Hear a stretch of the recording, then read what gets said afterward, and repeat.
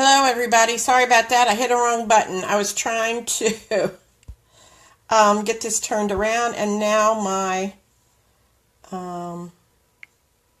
nope, that's not it. Now my prompt to get it turned around has gone. Oh, there we go. Sorry about that. It's all about technology, isn't it? I'm doing things a little differently, and I'm learning. So this is again Coach Diane. It's day 13 of my 30-day challenge. I've been talking about the last couple of days nutrition, so I'm going to stay on that topic a little bit. Thursday evening, I talked about whether you should go organic or not, and which foods you should eat organic, and the ones that you really don't have to. And then last night I talked about processed food. So today I'm talking about reading nutrition labels. I've been doing that for a long time. Once I found out I had high cholesterol, I needed to keep track of the number of fat grams I was taking in. So as I was saying before I hit the wrong button, I have some examples here that I wanted to show you. And I will now hit the correct button. Hey, Kim, have you ever done that before? Hit the wrong button and cut the video off? Well, yeah. It's just one of those things. Okay, I'm going to hit the right button this time, and we're going to switch it around. Now, there we go. So one of the first things I wanted to talk about is green beans. I have a can of green beans, and then I have some frozen green beans here. The frozen green beans are obviously the ingredients, if you can see here, are listed just green beans, right? So the nutrition label says the serving size is 1 cup, and there's about 5 servings per container. Each serving has 30 calories in it and 0 from fat.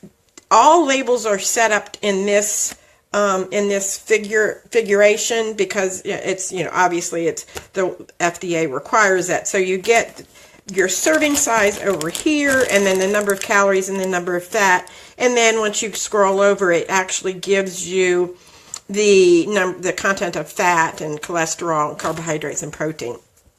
So as you can see, this is just frozen green beans, okay? It gives you the serving size. There's no fat, no cholesterol, no sodium. The carbohydrates are 5. There's 2 grams of dietary fiber, 2 grams of sugar, and 1 gram of protein. And you are getting, with the green beans, vitamin A, C, calcium, and iron, okay? And then over here, it just talks about the daily values based on a 2,000 calorie diet, but I'm not going to go into that. I basically want to show you the difference between frozen and canned. Now I'm going to switch over to the canned, and this is a can of green beans, and this is interesting because it actually gives you, the serving size is half a cup, and there's about 3.5 servings in this can.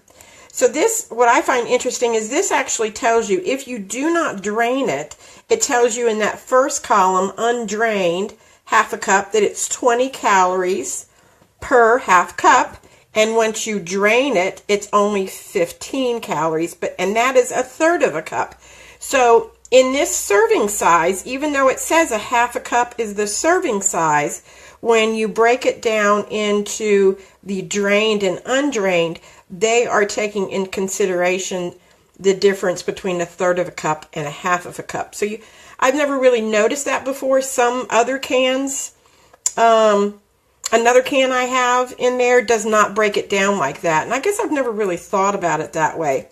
So as you can see, again, let me switch over here. The ingredients are green beans, water, and sea salt. Now, the frozen did not have any salt in it, but if you turn back over here, you can see the amount of sodium in the undrained is 380 milligrams, which is 17% of that 2,000 calorie daily requirement. Once you drain it, you're cutting out 180 milligrams of sodium.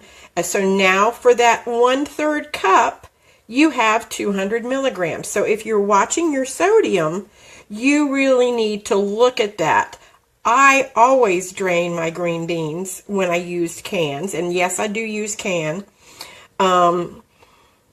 just because it's a little more convenient sometimes. And like I talked yesterday with processed foods are just more convenient because they're kind of already cooked, and all you have to do is heat them up. Obviously, we prefer to eat fresh over frozen or canned, right?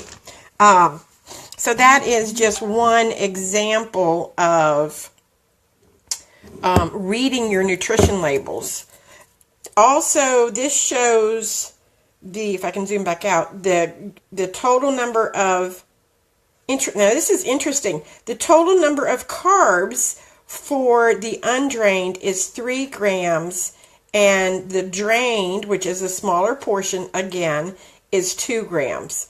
So I guess in comparison, the difference between the third of a cup and the half a cup is equaling that gram of carbs. Your dietary fiber stays the same, and your protein stays the same, but you're getting much more nutrients and minerals with this.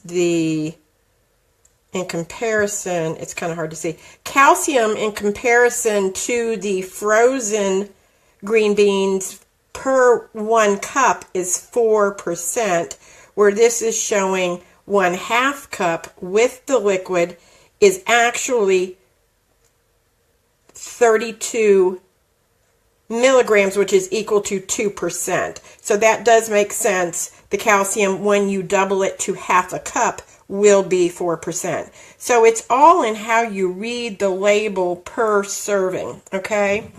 Now the next thing I wanted to show is some dried cranberries. I mentioned that yesterday in my discussion about processed foods. Dried fruits is really not one of the processed foods that you should be eating. Again, it is best to eat them fresh, okay? So I have dried cranberries here, and the ingredients are cranberries, sugar, and sunflower oil. When you scan up to see the nutrition label, a serving size is 1/4 of a cup, which is 120 calories, and 10 calories are from fat. There's no cholesterol, and there's only 5 milligrams of sodium in a 1/4 cup. But you still have to, if you're watching your sodium, you still have to be careful about the amount that you're taking in. Now, the total carbohydrate is 33 grams. There's 2 grams of dietary fiber and 26 grams of sugar. No vitamin A, C, or calcium, but there's 2% of iron. Now I'm going to switch over to my frozen, and the ingredients is just cranberries, okay? Now the serving size for frozen, and you can see these are frozen. They haven't been, there's nothing been, they're fresh, but they're frozen, right? So the nutrition size is a cup, and there's 45 calories per cup. No fat, no sodium. There is 80 grams of potassium. Potassium is good for most people. And there is 12 carbohydrates versus the 33 carbohydrates for 1/4 cup. So multiply 33 grams and say you had a cup of the dried cranberries. That's a whopping number, isn't it? So the dietary fiber is 4 grams, and the sugar is 4 grams. Again, the dried cranberries are 26 grams. Now, granted, when you eat cranberries, they are tart. You know, when you eat them fresh, they're tart. You add a little bit of sugar to a lot of fruits to make them sweet, because like the cranberries, they're not always sweet. Now, you do get 20% of vitamin C in this. So my example, I'm hoping that you see, is the frozen is better for you because it's in its natural state, okay? Now, to bring in another fruit, I have dried apricots. I just picked these up yesterday. They're Mediterranean apricots, so they are from Turkey. And a 1/4 cup is the serving size. There's 63 calories, and there's 5.6 milligrams of sodium, which is low, and 552 milligrams of potassium.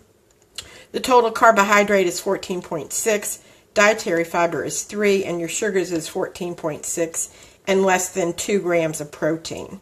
Again, you have apricots, and it does say that there's preservatives, and that is potassium sorbate and sulfur dioxide. Potassium sorbate is potassium salt version of sorbic acid, which is a food preservative, but it's synthetically processed, and I can get it out. It's used to help prevent mold, yeast, and fungi, and it's generally found in dried fruits, cheeses, dried meats, and wines, and there's also several other things. And also the sulfur dioxide is also a food preservative, and it's used mainly in fruits.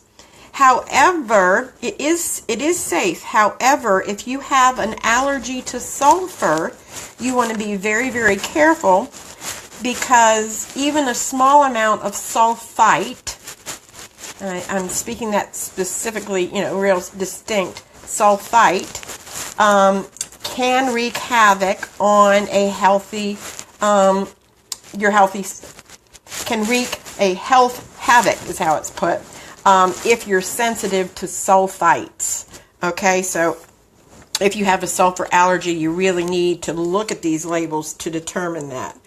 So let me come back to this direction, and we'll get back live on me.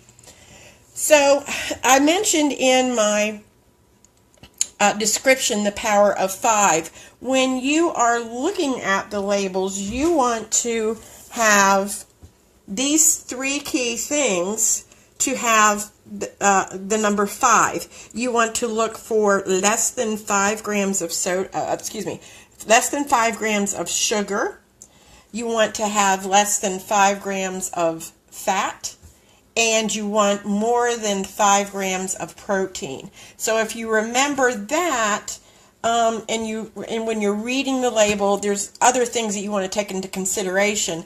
But for today's purposes, I just wanted to point out the power of those 3 5s. So you want less than 5 grams of sugar per serving, less than 5 grams of fat, and you want more than 5 grams of protein. So I hope this information is helpful. Again, if you're coming live, please put a 1 on, and if you're watching on the replay, please type in replay. And if you find this information helpful, please share it out to someone. I don't want to say more health conscious than some people, but because, again, I had the high cholesterol, I became a label reader. And not a lot of people I have found read the labels, let alone know how to read the labels. So I just wanted to come on with that. And I'd like to invite you this Thursday evening at 7 o'clock. I will be having a live version of a Wellness 101. I'll be doing it on Zoom. I'll be posting the invite and the information a little later this afternoon.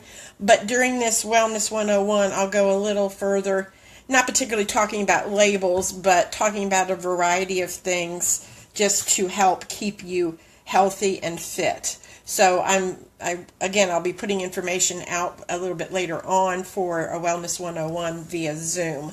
So you can, at 7 p.m., so you all can join me live. So again, I thank you all for watching. I hope you found some useful information from this. Please share. And I come back to you tomorrow on day 14 of my 30-day challenge. So I'm almost there at halfway point. So I'm getting better, but the technology still is a little, when you push the wrong button, things happen, right? I am learning that you don't have to be perfect to do these lives, right? So again, thank you for joining me. I hope you've gotten some useful information, and I will see you again tomorrow. Have a great Saturday afternoon and evening. Bye.